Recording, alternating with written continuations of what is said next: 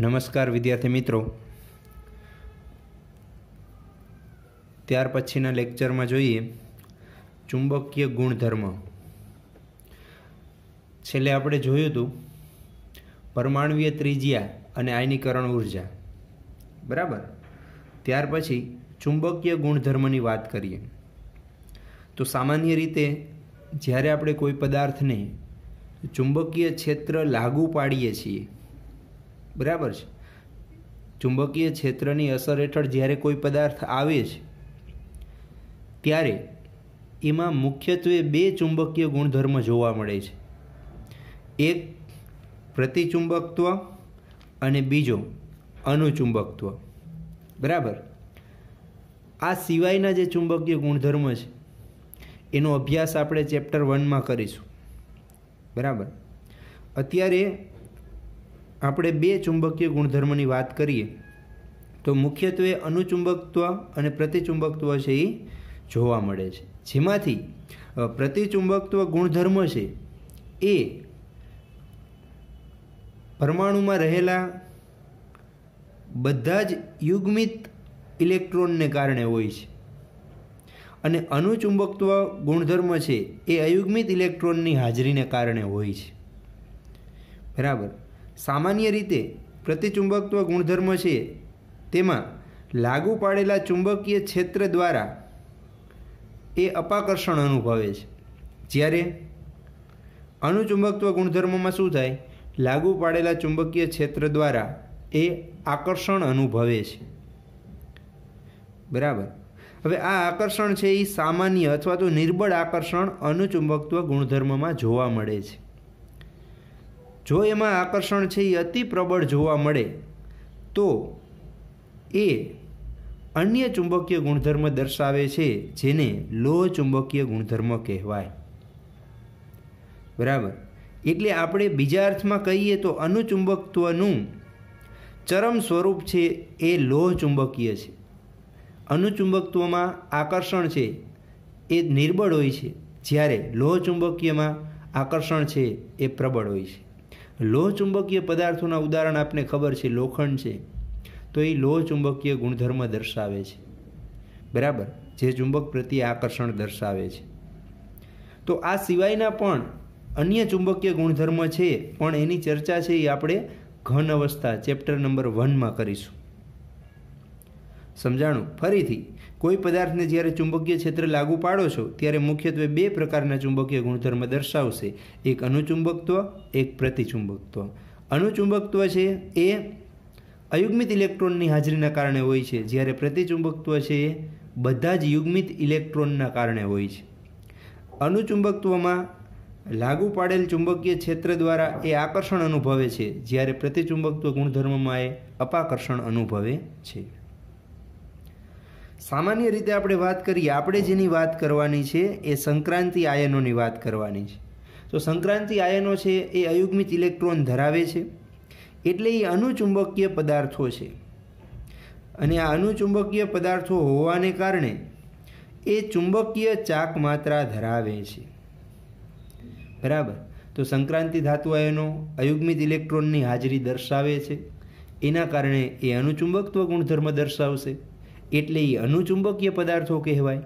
अने आ अणुचुंबकीय पदार्थों छे ए एनी अयुग्मित इलेक्ट्रोननी हाजरीना कारणे ए चुंबकीय चाक मात्रा दर्शावे छे। हवे चुंबकीय चाक मात्रा छे ए बे रीते नक्की थाय छे, बराबर। एक छे के जेना इलेक्ट्रोनना भ्रमणकोणीय वेगमान साथे संकळायेल छे, बीजुं छे ए कक्षीय कोणीय वेगमान साथे संकळायेल छे। जेमांथी कक्षीय कोणीय वेगमान साथे संकळायेल चुंबकीय चाक मात्रानुं मूल्य खूब ज ओछुं होय छे, एटले आपणे एने गणतरीमां लेता नथी। एटले आपणे प्रथम श्रेणीना संक्रांति माटे कक्षीय कोणीय वेगमान छे ए समित थाय छे, तेथी तेनी कोई अर्थसूचकता नथी। एटले कक्षीय कोणीय वेगमानने कारणे जे चुंबकीय चाक मात्रा उत्पन्न थाय छे एने आपणे अवगणीए छीए, गणतरीमां लेता नथी।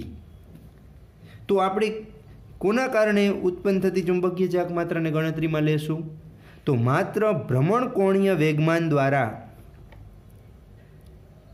જે ચુંબકીય ચાકમાત્રા ઉત્પન્ન થાય છે એને જ ગણતરીમાં લઈએ છીએ. સમજો, ચુંબકીય ચાકમાત્રા છે એ એના કક્ષકીય અને ભ્રમણકોણીય વેગમાન બંનેને કારણે હોય છે. પણ કક્ષકીય કોણીય વેગમાનને કારણે ચુંબકીય ચાકમાત્રાનું મૂલ્ય ઓછું હોવાથી એને ગણતરીમાં લેતા નથી. તો માત્ર ભ્રમણકોણીય વેગમાનને કારણે જ ચુંબકીય ચાકમાત્રા ગણીએ છીએ. તો એનું ગણવા માટેનું સૈદ્ધાંતિક સૂત્ર શું છે? એ માત્ર ભ્રમણકોણીય વેગમાન આધારિત જ છે. કયું? મ્યુ બરાબર √n(n+2 bm). જ્યાં મ્યુ છે એ ચુંબકીય ચાકમાત્રા દર્શાવે છે, n છે એ અયુગ્મિત ઇલેક્ટ્રોનની સંખ્યા દર્શાવે છે, અને bm છે એ ચુંબકીય ચાકમાત્રાનો એકમ છે, બોહર મેગ્નેટોન. સમજાઈ ગયું? તો આપણે સંક્રાંતિ ધાતુની વાત કરીએ તો એ અયુગ્મિત ઇલેક્ટ્રોન દર્શાવશે, એટલે અનુચુંબકત્વ ગુણધર્મ દર્શાવશે, એટલે અનુચુંબકીય પદાર્થો કહેવાય. આવા પદાર્થો ચુંબકીય ચાકમાત્રા દર્શાવે, અને એ ચુંબકીય ચાકમાત્રા છે એ બે પ્રકારે ગણી શકાય. જેમાંથી કક્ષીય કોણીય વેગમાનને કારણે મળતું મૂલ્ય નહિવત હોવાથી એને ગણતરીમાં નથી લેતા. ભ્રમણકોણીય વેગમાનને કારણે મૂલ્ય મળે છે, એને આ સૂત્રની મદદથી આપણે સૈદ્ધાંતિક રીતે ગણી શકીએ છીએ. તો આ સૂત્ર જ આપણે બતાવે છે. જુઓ, જેમ એનનું મૂલ્ય વધશે એમ મ્યુનું મૂલ્ય વધશે. એટલે કે એન વધે તો ચુંબકીય ચાકમાત્રા વધે, એન ઘટે તો ચુંબકીય ચાકમાત્રા ઘટે. એટલે આપણે એમ પણ કહી શકીએ કે જો અયુગ્મિત ઇલેક્ટ્રોન આપને ખબર હોય તો ચુંબકીય ચાકમાત્રા ગણી શકાય, અને ચુંબકીય ચાકમાત્રા ખબર હોય તો એમાં રહેલા અયુગ્મિત ઇલેક્ટ્રોનની સંખ્યા જાણી શકાય. બરાબર? દાખલા તરીકે આ સૂત્રમાં તમે કિંમત મૂકશો, જો n બરાબર 0 મૂકશો તો ચુંબકીય ચાકમાત્રાનું મૂલ્ય સૈદ્ધાંતિક રીતે 0 મળશે. n બરાબર 1 મૂકશો તો 1.73 મળશે, 2 મૂકશો તો 2.84 મળશે, 3 મૂકશો તો 3.87 મળશે, 4 તો 4.90, 5 તો 5.92. બરાબર? એથી ઉલટું, જો ચુંબકીય ચાકમાત્રા 3.87 હોય તમને ખ્યાલ આવી જાય કે એમાં અયુગ્મિત ઇલેક્ટ્રોનની સંખ્યા 3 હશે. સમજાઈ ગયું? પણ આ જે ગણતરી છે એ સૈદ્ધાંતિક છે. ઘણી વખત એવું પણ બનશે કે સૈદ્ધાંતિક અને પ્રાયોગિક મૂલ્ય છે એમની વચ્ચે તફાવત જોવા મળશે. હવે એ તફાવતનું કારણ શું હોઈ શકે? તો કે એક કારણ તો અહીંયા તમને દેખાય જ છે. આપણે સૈદ્ધાંતિક ગણતરી કરી છે એમાં માત્ર ભ્રમણકોણીય વેગમાનને જ ગણતરીમાં લઈએ છીએ. પ્રાયોગિકમાં તો એ બંને કોણીય વેગમાનને ગણતરીમાં લેશે. એના કારણે થોડો ઘણો તફાવત આવી શકે. સમજાઈ ગયું?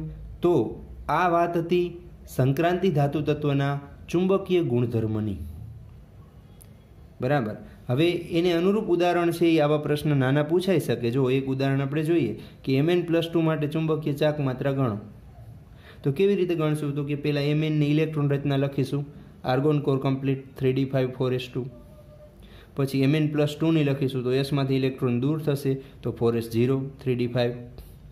હવે ડીમાં આપણે જોઈએ ઇલેક્ટ્રોનની ગોઠવણી તો 5 છે, એટલે બધામાં એક એક ઇલેક્ટ્રોન ગોઠવીએ તો 5 અયુગ્મિત ઇલેક્ટ્રોન થશે, એટલે n બરાબર 5 થશે. સૂત્રમાં કિંમત મૂકીએ તો √n(n+2) 5 વધતા 2, તો સાદુરૂપ આપીએ તો 5.92 bm સૈદ્ધાંતિક ચુંબકીય ચાકમાત્રા પ્રાપ્ત થશે. સમજાઈ ગયું? ત્યાર પછીનો ગુણધર્મ જોઈએ, રંગીન આયનોનું નિર્માણ. તો સામાન્ય રીતે સંક્રાંતિ ધાતુ આયનોના જલીય દ્રાવણો છે એ રંગીન હોય છે. એનું કારણ શું એ આપણે જાણીએ, અને એ કેવા રંગ દર્શાવે એની આપણે વાત કરીએ. સામાન્ય રીતે સંક્રાંતિ ધાતુના દ્રાવણમાંથી તમે જ્યારે પ્રકાશ પસાર કરો છો ત્યારે એમાં બે વસ્તુ જોવા મળશે. જુઓ, એક અવશોષિત થતો પ્રકાશ, એટલે અવશોષણ થશે થોડાક પ્રકાશનું, અને બાકીનો પ્રકાશ છે એ ઉત્સર્જિત થશે, એટલે ઉત્સર્જન થતો પ્રકાશ. આ ઉત્સર્જિત પ્રકાશના કિરણો છે એ આપણી આંખ સુધી પહોંચે અને ઉત્સર્જનનો જેવો રંગ હોય એવા રંગનું દ્રાવણ આપને જોવા મળે છે. બરાબર? આ સામાન્ય પ્રકાશ અથવા આપણે એને સફેદ પ્રકાશ કહીએ. સમજાણી વાત? આવું થાય છે કે દ્રાવણમાંથી જ્યારે સફેદ પ્રકાશ પસાર થાય ત્યારે ઉત્સર્જિત થતો રંગ જેવો હશે ને એવો રંગ આપને જોવા મળે છે. પણ ઉત્સર્જનમાં રંગ છે એ ક્યાંથી આવ્યો? તો કે સામાન્ય રીતે જે અવશોષિત થતો રંગ છે એનો પૂરક રંગ જ ઉત્સર્જિત થાય છે। સમજો, એટલે ઉત્સર્જનનો આધાર છે એ અવશોષણ ઉપર છે। કેટલું અવશોષણ થશે? એનો પૂરક રંગ છે એ જ ઉત્સર્જિત થાય છે। હવે અવશોષણનો આધાર કોના ઉપર છે? કેટલું અવશોષણ થશે, કેટલું ઉર્જાનું શોષણ કરે છે? તો કે એ એટલી જ ઉર્જાનું શોષણ કરશે કે એમાં રહેલી ડી કક્ષકોમાં નીચી ઉર્જાવાળી ડી કક્ષકમાંથી ઇલેક્ટ્રોન ઊંચી ઉર્જાવાળી ડી કક્ષકમાં પહોંચે ત્યારે જેટલી ઉર્જાની જરૂર છે એટલું એ શોષણ કરે છે। એટલે સંક્રાંતિ ધાતુઓમાં ડી કક્ષકની ઉર્જા છે એ બે પ્રકારની હશે। અમુક ડી કક્ષકો નીચી ઉર્જાવાળી હશે, અમુક ઊંચી ઉર્જાવાળી હશે। અત્યાર સુધી આપણે એવું સમજતા હતા કે પાંચેય ડી કક્ષકોની ઉર્જા સરખી છે। હા, સરખી જ છે, પણ અમુક પરિસ્થિતિમાં એ ડી કક્ષકોની ઉર્જામાં તફાવત ઉત્પન્ન થાય છે। એ આપણે સંકીર્ણ સંયોજનોમાં વિગતે ચર્ચા કરશું, બરાબર। હવે આ તફાવત ઉત્પન્ન થાય છે એટલે અત્યારે એવું સમજો કે ડી કક્ષકો છે એમાં બે પ્રકારની ડી કક્ષકો હશે, નીચી ઉર્જાવાળી ડી કક્ષક અને ઊંચી ઉર્જાવાળી ડી કક્ષક। હવે આ નીચી ઉર્જાવાળી ડી કક્ષકમાંથી ઇલેક્ટ્રોન ઊંચી ઉર્જાવાળી ડી કક્ષકમાં જવા માટે એને ઉર્જાની જરૂર પડશે, ત્યારે જેટલી ઉર્જાનું શોષણ કરીને જશે એટલી ઉર્જા અવશોષિત થશે અને એનો પૂરક રંગ છે એ ઉત્સર્જિત થશે। એ આપને રંગ છે એ જોવા મળે છે। હવે એથી આગળ જુઓ કે આ ડી કક્ષકો નીચી ઉર્જામાંથી ઊંચી ઉર્જામાં ડી કક્ષકમાં જવા માટે ઇલેક્ટ્રોન છે એ કેટલી ઉર્જાનું શોષણ કરે છે એનો આધાર કોના ઉપર? તો કે આ જે તફાવત જેમ મોટો હશે એમ એ વધારે ઉર્જાનું શોષણ કરશે, તફાવત નાનો હશે એમ ઓછી ઉર્જાનું શોષણ કરશે। તો આ જે તફાવત છે એનો આધાર છે એ ધાતુ આયન સાથે જોડાયેલા લિગેન્ડની પ્રબળતા ઉપર આધારિત છે। લિગેન્ડ એટલે આપણે આગળ જોશું સંકીર્ણ સંયોજનોમાં કે ઇલેક્ટ્રોન યુગ્મનું દાન કરનાર। એમાં તટસ્થ અણુઓ હોઈ શકે અથવા ઋણ આયનો હોઈ શકે કે જે ઇલેક્ટ્રોન યુગ્મનું દાન કરે છે એને લિગેન્ડ તરીકે ઓળખવામાં આવે છે। હવે આવા લિગેન્ડની પ્રબળતા જે પ્રમાણે હશે એ પ્રમાણે આ તફાવત હશે, એ પ્રમાણે એમાં નીચી ઉર્જામાંથી ઊંચી ઉર્જા જવા માટેનું શોષણ થશે અને એ પ્રમાણે એનો પૂરક રંગ છે એ ઉત્સર્જિત થશે અને ઉત્સર્જિત થતો રંગ છે એ આપણી આંખ સુધી પહોંચે એટલે આપને એવા રંગનું સંકીર્ણ છે એ જોવા મળે છે। સમજાઈ ગયું? તો જલીય દ્રાવણમાં સામાન્ય રીતે H2O છે એ લિગેન્ડ તરીકે વર્તતા હોય છે, ત્યારે એના રંગની યાદી છે એ કોષ્ટકમાં 8.8માં આપેલી છે, એ તમે ટેક્સ્ટ બુકમાં જોજો। પણ કોષ્ટકને શોર્ટકટની રીતે આપણે યાદ રાખવું હોય તો કેટલાક સૂત્ર છે એને ધ્યાનમાં લઈએ। જો રંગવિહીન કોણ હશે, કયા આયનો રંગવિહીન હશે? તો કે અહીં એક સૂત્ર બનાવી દીધું છે, ટીનુડાના સ્કેટિંગ ઝીકો આમ વાંચવાનું છે, ટીનુડાના સ્કેટિંગ ઝીકો।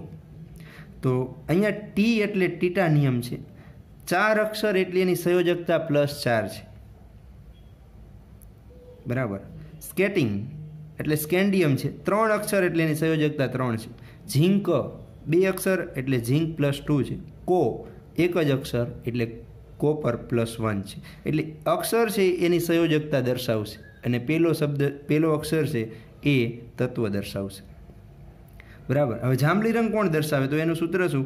મેનકા ક્રોકરી વેચે।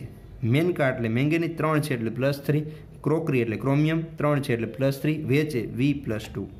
વાદળી માટેનું સૂત્ર શું? વેપારીને કોયલ ક્રોધ કરે। વેપારી એટલે વેનેડિયમ +4, કોયલ કોબાલ્ટ +3, ક્રોધ Cr+2, કરે Cu+2। પીળી ફેન્ટા, પીળો રંગ કોનો? તો કે ફેન્ટા 2 છે પણ આપણે 3 અક્ષર ગણતરીમાં લેશું, Fe+3। જાંબુડિયો ટીનુડો, તો જાંબુડિયો રંગ કોનો? Ti+3 નો। ગુલાબી માટે સૂત્ર શું? કોની મેના ગુલાબી? પ્રશ્નાર્થ વાક્ય છે, કોની મેના ગુલાબી? તો ગુલાબી માટે કો એટલે કોબાલ્ટ +2, મેના એટલે Mn+2। લીલા માટે નીર આજે વેચાય, લીલા નીર આજે વેચાય, સળંગ વાક્ય। તો નીર એટલે Ni+2, આજે Fe+2, વેચાય V+3। તો આવી રીતે દરેક આયનોના રંગ છે એ તમે સરળતાથી યાદ રાખી શકો અને MCQમાં આવા રંગ છે એ ઘણી વખત પૂછાતા પણ હોય છે। તો રંગીન આયનોનું નિર્માણ છે એ સંક્રાંતિ ધાતુ આયનોમાં શું કામ થાય છે એની આપણે ચર્ચા કરી, કારણ કે એ નિર્માણ એટલા માટે કરે છે કે સંક્રાંતિ ધાતુ આયનોમાં લિગેન્ડની હાજરીના કારણે એમાં નીચી ઉર્જાવાળી ડી કક્ષકમાંથી ઇલેક્ટ્રોન ઊંચી ઉર્જાવાળી ડી કક્ષકમાં જાય છે ત્યારે જે ઉર્જાનું શોષણ થાય છે એનો પૂરક રંગ છે એ ઉત્સર્જિત થશે એટલે આપણે એ આયનો રંગીન જોવા મળે છે। જો હવે રંગવિહીન ક્યારે જોવા મળશે વિચારો, રંગવિહીન ક્યારે જોવા મળે? આ બધોય પ્રકાશ આમ ઉત્સર્જિત થઈ જાય તો, શોષિત કાંઈ થાય જ નહીં। તો હવે શોષિત ક્યારે ન થાય? તો કે નીચી ઊંચી ઉર્જાવાળી ડી કક્ષકો ન હોય તો। સમજાણું? બધી સરખા જ ઉર્જાવાળી હોય તો નીચેથી ઉપર જવાનો પ્રશ્ન જ નથી। એવું ક્યારે થાય? તો કે લિગેન્ડની ગેરહાજરી હોય ત્યારે, એટલે લિગેન્ડની ગેરહાજરી હશે ત્યારે નીચી ઉર્જાવાળી કક્ષકો છે એ અને ઊંચી ઉર્જાવાળી કક્ષકો એ હશે જ નહીં, સમાન ઉર્જાવાળી જ કક્ષકો હશે ત્યારે ઇલેક્ટ્રોન ઉપર જતો નથી એટલે એ શોષણ નહીં કરે એટલે ઉત્સર્જન છે એ 100% થશે એટલે આપણે રંગવિહીન જોવા મળે છે। બરાબર।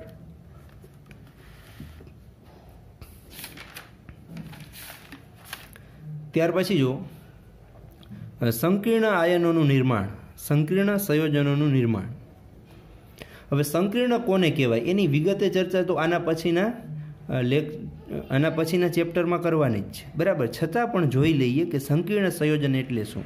તો સંકીર્ણ સંયોજન એટલે શું? તો કે કોઈ પણ ધાતુ આયન હોય M+N વડે દર્શાવો, એની સાથે જ્યારે ઋણ આયન અથવા તટસ્થ અણુઓ ચોક્કસ પ્રમાણમાં જોડાય અને બંધ બનાવે ત્યારે જે ચોક્કસ ગુણધર્મવાળી સ્પીસીસ બને છે એને સંકીર્ણ સ્પીસીસ તરીકે ઓળખવામાં આવે છે।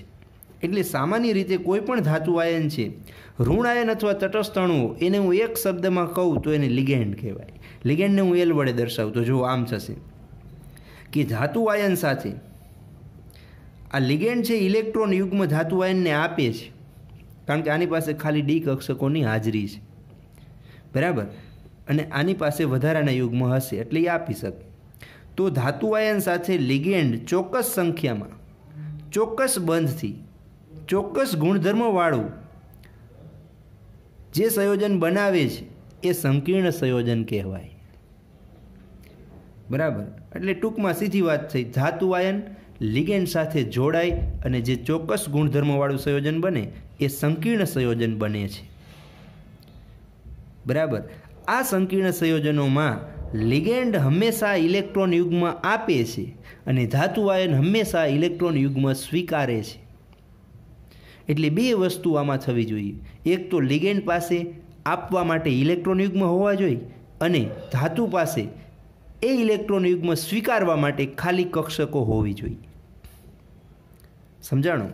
તો કેટલાક ઉદાહરણ જોઈએ। જો FeCN6 ટાઈમ 3- તો આ સંકીર્ણ છે, સંકીર્ણને આપણે ચોરસ બોક્સ વડે દર્શાવશું। આ ધાતુ આયન છે અને આ જે છે એ લિગેન્ડ છે, લિગેન્ડ એટલે અહીંયા ઋણ આયન તરીકે લિગેન્ડ છે। FeCN6 4-, CuNH3 4 ટાઈમ્સ +2, PtCl4 -2, બરાબર। તો આ સંકીર્ણ આયનની રચના થયેલી છે, કોના કારણે? તો કે ધાતુ આયન અને લિગેન્ડ વચ્ચે ચોક્કસ પ્રકારના બંધ બનીને ચોક્કસ પ્રકારની લાક્ષણિકતાવાળું જે સંયોજન બને છે એ સંકીર્ણ સંયોજન છે। હવે સંક્રાંતિ ધાતુઓ છે એ મોટા ભાગે આવા સંયોજનો વધારે બનાવે છે। તો સંકીર્ણ સંયોજનો બનવાનું વલણ છે એ સંક્રાંતિ ધાતુમાં વધારે છે। શું કામ વધારે છે? તો એના ગુણધર્મ આ છે કે ધાતુ આયનનું સાપેક્ષીય કદ નાનું છે, એક તો કદ નાનું છે, બીજું ઊંચા આયનીય વીજભાર ધરાવે છે અને ત્રીજું મહત્ત્વનું અને અગત્યનું પાસું એ છે કે એની પાસે ડી કક્ષકો ખાલી છે એટલે એ લિગેન્ડમાંથી આવતા ઇલેક્ટ્રોન યુગ્મને સરળતાથી સમાવી શકે છે, બરાબર। તો આ ગુણધર્મને કારણે આપણે એમ કહી શકીએ કે સંકીર્ણ સંયોજનો બનવાનું વલણ છે એ સંક્રાંતિ ધાતુમાં અન્ય ધાતુ કરતાં સવિશેષ હોય છે। તો કારણ તરીકે પણ પ્રશ્ન પૂછી શકે કે સંક્રાંતિ ધાતુઓ છે એ અન્ય ધાતુ કરતાં સરળતાથી સંકીર્ણ સંયોજનો બનાવે છે, કારણ આપી સમજાવો। તો આ જ સમજાવવાનું છે કે સંક્રાંતિ ધાતુઓમાં આ પ્રકારના ગુણધર્મ હોવાને કારણે એ સરળતાથી સંકીર્ણ સંયોજનો બનાવે છે। બરાબર. ત્યાર પછીનો ગુણધર્મ જુઓ 8.3.12 ઉદ્દીપકીય ગુણધર્મ. હવે ઉદ્દીપકીય ગુણધર્મ એટલે શું? તો કે સંક્રાંતિ ધાતુ છે એ ઉદ્દીપક તરીકે વર્તે છે, એટલે ઉદ્દીપક તરીકેની સક્રિયતા દર્શાવે છે. હવે પહેલી વસ્તુ તો એ કે સંક્રાંતિ ધાતુઓ જ શા માટે ઉદ્દીપક તરીકેની સક્રિયતા દર્શાવે? તો કે એનું પણ કારણ છે કે સંક્રાંતિ ધાતુઓ પાસે વિવિધ ઓક્સિડેશન અવસ્થાઓ છે, જો આપણે કોષ્ટકમાં જોયું હતું. અને બીજી વસ્તુ એ કે સંકીર્ણ સંયોજનો બનાવવાની ક્ષમતા છે એ વધુ છે. તો આ બે ગુણધર્મને કારણે એ ઉદ્દીપકીય સક્રિયતા દર્શાવે છે. બરાબર. ઉદાહરણ આપણે જોઈએ તો ખ્યાલ આવે. વેનેડિયમ 5 ઓક્સાઇડ એટલે વેનેડિયમ પેન્ટોક્સાઇડ છે V2O5, એ સંક્રાંતિ ધાતુનું જ સંયોજન છે જે ઉદ્દીપક તરીકે વર્તે છે. ક્યાં વર્તે છે? તો કે H2SO4 બનાવવાની જે સંપર્ક વિધિ છે એમાં ઉદ્દીપક તરીકે વર્તે છે. એવી જ રીતે આયર્ન છે તો એમોનિયા બનાવવાની જે હેબર વિધિ છે એમાં એ ઉદ્દીપક તરીકે વર્તે છે. નિકલ છે તો હાઇડ્રોજનીકરણ છે એટલે હાઇડ્રોજનેશનમાં આપણે લખતા હોય Ni/H2, બરાબર. તો એમાં નિકલ છે એ ઉદ્દીપક તરીકે વર્તે છે. સમજાણું? તો આ એના ઉદાહરણ થયા કે કઈ જગ્યાએ ઉદ્દીપક તરીકે વર્તે છે. હવે આ સંક્રાંતિ ધાતુઓ છે એ ઉદ્દીપક તરીકે વર્તે તો ઉદ્દીપકનું કામ શું? એ શું કામ કરે છે? તો સામાન્ય રીતે આપણે જોઈએ તો ઉદ્દીપક છે એનું મુખ્ય કામ શું છે? સક્રિયકરણ ઉર્જા ઘટાડવાનું. સક્રિયકરણ ઉર્જા ઘટે એટલે પ્રક્રિયા છે એ સરળતાથી થઈ શકે. બરાબર. હવે સક્રિયકરણ ઉર્જા છે કેવી રીતે ઘટે તો એની થોડીક સમજ જોઈએ. સામાન્ય રીતે ઘન ઉદ્દીપકો હોય છે જે એની સાથે પ્રક્રિયક જ્યારે પ્રક્રિયા કરે છે ત્યારે પ્રક્રિયક છે એ ઘન ઉદ્દીપકની સપાટી ઉપર આવે છે, એની સાથે જોડાય છે, ત્યારે એમની વચ્ચે ચોક્કસ પ્રકારના બંધ છે એ બનતા હોય છે. આ બંધ છે એ બને છે અને પ્રક્રિયકોની સાંદ્રતા ઘન ઉદ્દીપક ઉપર વધે છે. એના કારણે શું થશે? ઉદ્દીપક અને પ્રક્રિયકો વચ્ચેના બંધ બનવાને કારણે પ્રક્રિયક વચ્ચેના બંધ છે એ નિર્બળ બને છે, એટલે એ સરળતાથી તૂટે છે, એટલે એ સરળતાથી પ્રક્રિયા કરે છે, જેને આપણે શું કહીએ છીએ કે એની સક્રિયકરણ ઉર્જા છે એ ઘટે છે. સક્રિયકરણ ઉર્જા ઘટવી એટલે ઓછી ઉર્જાએ પ્રક્રિયા થવી. હવે ઓછી ઉર્જાએ પ્રક્રિયા ક્યારે થાય? તો કે બંધ તૂટે એટલે પ્રક્રિયા ઝડપથી થાય. તો બંધ તોડવા માટે ઉદ્દીપક છે એ અગત્યનો ભાગ ભજવે છે. બરાબર. એટલે પ્રક્રિયકના અણુઓ વચ્ચેના બંધ છે એ સરળતાથી તૂટશે એટલે એનો બીજો અર્થ એમ થયો કે સક્રિયકરણ ઉર્જા ઘટે છે એટલે રાસાયણિક પ્રક્રિયા છે એ ઝડપથી થાય છે. અહીંયા એક ઉદાહરણ આપેલું છે જુઓ. બીજો એક મુદ્દો છે કે ઓક્સિડેશન અવસ્થામાં ફેરફારને કારણે પણ સંક્રાંતિ ધાતુ છે એ ઉદ્દીપક તરીકે વધુ અસરકારક છે. ઓક્સિડેશન અવસ્થામાં ફેરફાર થાય એના કારણે પણ એ સારા ઉદ્દીપક તરીકે વર્તી શકે છે. ઉદાહરણ છે જો Fe+3 છે એ આયોડાઇડ અને પરસલ્ફેટ વચ્ચેની પ્રક્રિયામાં ઉદ્દીપક તરીકે વર્તે છે. તો આયોડાઇડ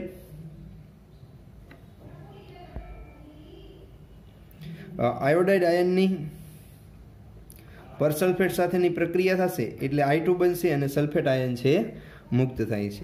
તો આ પ્રક્રિયાને આપણે દર્શાવી હોય તો આવી રીતે દર્શાવી શકીએ કે પહેલાં Fe+3 છે ઉદ્દીપક એ આયોડાઇડ આયન સાથે પ્રક્રિયા કરી અને I2માં રૂપાંતરિત થાય છે અને Fe+3નું રિડક્શન થઈને Fe+2 બને છે. આ Fe+2 છે એ પરસલ્ફેટ સાથે જોડાય છે એટલે ફરીથી Fe+3 બને છે અને SO4 આયન છે એ મુક્ત કરે છે. તો Fe+3 ઉદ્દીપક તરીકેનું કામ કરે છે એટલે શું થશે? એ રાસાયણિક પ્રક્રિયાનો માત્ર વેગ વધારે છે, ઝડપી બનાવે છે. બરાબર. પણ પ્રક્રિયાને અંતે એ મૂળ સ્વરૂપે આપને પાછો મળે છે. તો આ પ્રક્રિયામાં Fe+3 છે એ ઉદ્દીપક તરીકેનું કાર્ય કરે છે જે સંક્રાંતિ ધાતુ આયન છે. તો આવા અનેક સંક્રાંતિ ધાતુ સંયોજનો, ધાતુ પરમાણુ અથવા ધાતુ આયનો છે એ સારા ઉદ્દીપક તરીકે વર્તી શકે છે અને એ ઉદ્દીપકનું મુખ્ય કાર્ય છે એ પ્રક્રિયાની સક્રિયકરણ ઉર્જા ઘટાડવાનું છે જેથી પ્રક્રિયા છે એ સરળતાથી થઈ શકે. ચાલો, સમજાઈ ગયું? તો ત્યાર પછીનો મુદ્દો જોઈએ 8.3.13. બરાબર. 8.3.13 છે આંતરાલીય સંયોજનોનું નિર્માણ. હવે નામ જ એવું છે આંતરાલીય સંયોજનો. તો આંતરાલીય એટલે વચ્ચેનું જે સ્થાન છે એ સ્થાનમાં અમુક પરમાણુની ગોઠવણી થવી એને આંતરાલીય સંયોજનો કહેવાય. આપણે આ વસ્તુ સંક્રાંતિ ધાતુ માટે વિચારીએ તો આપણે કહી શકીએ કે સંક્રાંતિ ધાતુઓની ચોક્કસ સ્ફટિક રચના જે કાંઈ હશે એમાં ધાતુ પરમાણુની ગોઠવણીમાં વચ્ચે જે જગ્યા હોય છે એને આંતરાલીય સ્થાન કહેવાય. આ આંતરાલીય સ્થાનમાં નાના અણુ અથવા પરમાણુ હાઇડ્રોજન, કાર્બન, નાઇટ્રોજન છે એ ગોઠવાઈ જતા હોય છે અને એ ગોઠવાઈ જતા હોવાને કારણે જે સંયોજન બને છે એ આંતરાલીય સંયોજન કહેવાય. હવે આ ગોઠવણી થાય છે હાઇડ્રોજન, કાર્બન અને નાઇટ્રોજનની, એ આંતરાલીય સ્થાનમાં ચોક્કસ પ્રમાણમાં નથી ગોઠવાતા, ગમે એટલા પ્રમાણમાં ગોઠવાય છે અને એમની વચ્ચે કોઈ ચોક્કસ પ્રકારનો બંધ પણ નથી બનતો. બરાબર, રાસાયણિક બંધ નથી બનતો ચોક્કસ પ્રકારનો. એટલા માટે આપણે શું કહી શકીએ કે ચોક્કસ પ્રમાણ નથી એટલે એને બિન પ્રમાણ સંયોજનો અથવા તો બિન તત્વયુગ્મિતિ સંયોજનો કહેવાય, કે જેમાં ધાતુ અને આવા પરમાણુઓ વચ્ચે આયનીય કે સહસંયોજક બંધ બનતો નથી. જો ચોક્કસ પ્રકારનો રાસાયણિક બંધ બનતો હોત તો ચોક્કસ પ્રકારના પરમાણુઓ છે એ નિશ્ચિત સંખ્યામાં જ જોડાત તો એ તત્વયુગ્મિતિ સંયોજનો બને. પણ એ નિશ્ચિત સંખ્યામાં નથી જોડાતા, ગમે એટલા જોડાઈ શકે, ગમે એટલા આંતરાલીય સ્થાનમાં ગોઠવાઈ શકે, એટલે એ બિન તત્વયુગ્મિતીય સંયોજનો છે. ઉદાહરણ તરીકે TiC છે, Mn4n છે, Fe3H છે, VH 0.56, TiH 1.7. તો આ બધામાં એની ઓક્સિડેશન અવસ્થાઓ છે એ ચોક્કસ એટલે કે ફિક્સ હોતી નથી, એ વધઘટ થયા કરે. કોકમાં હાઇડ્રોજનનું પ્રમાણ વધારે હોય તો કંઈક અલગ એની તત્વયુગ્મિતિ હશે, હાઇડ્રોજનનું પ્રમાણ ઓછું હોય તો એ પ્રમાણે હશે, એટલે એને બિન તત્વયુગ્મિતિ સંયોજનો તરીકે ઓળખવામાં આવે છે. આવા સંયોજનો છે એ ઘણા બધા ગુણધર્મ ધરાવે છે, એ પ્રમાણે એનો ઉપયોગ થતો હોય છે. એમાં કેટલાક ગુણધર્મ જોઈએ તો એ ઊંચા ગલનબિંદુ ધરાવે છે. જો ઊંચા ગલનબિંદુ એટલે જે એની શુદ્ધ ધાતુ હોય એનું ગલનબિંદુ હોય એના કરતાંય ઊંચું હોય. વધુ સખત હોય, એમાંય કેટલાય બોરાઇડ સંયોજનો છે એ હીરા જેટલા સખત છે. ધાત્વીય વાહકતા છે એ જાળવી રાખે છે, ધાતુઓની વાહકતા છે એના કારણે એને આપણે જુદી જુદી જગ્યાએ ઉપયોગ કરતા હોય તો એ વાહકતા પણ આંતરાલીય સંયોજનો જાળવી રાખે છે. રાસાયણિક રીતે નિષ્ક્રિય છે એના કારણે પણ એનો જુદી જુદી જગ્યાએ ઉપયોગ છે એ થઈ શકે છે. તો આંતરાલીય સંયોજનો કોને કહેવાય, એના ઉદાહરણ અને એના ગુણધર્મની વાત છે એ આમાં કરેલી છે. તો ઘણી વખત આ પ્રશ્ન પણ પૂછાય છે કે આંતરાલીય સંયોજનો છે એ સમજાવો, 2 માર્ક. તો કોને કહેવાય, એના ઉદાહરણ અને એના ગુણધર્મની સમજૂતી છે એ 2 માર્કમાં આપવાની થાય. સમજાઈ ગયું? ત્યાર પછી જોઈએ મિશ્ર ધાતુનું નિર્માણ.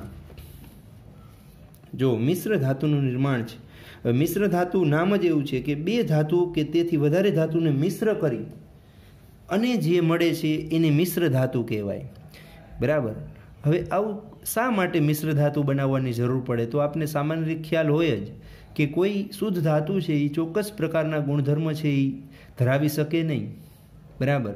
દાખલા તરીકે તન્યતા છે, વાહકતા છે, મજબૂતાઈ છે. તો આવા ગુણધર્મો મેળવવા માટે આપણે અમુક પ્રકારની ધાતુઓને મિશ્ર કરીએ છીએ જે ઈચ્છિત ગુણધર્મવાળી ધાતુ તરીકે વર્તી શકે. તો આવી મિશ્ર ધાતુ બનાવવા માટેના અમુક ચોક્કસ પ્રકારના નિયમો હોય છે જેના આધારે એ સારી મિશ્ર ધાતુ બની શકે છે.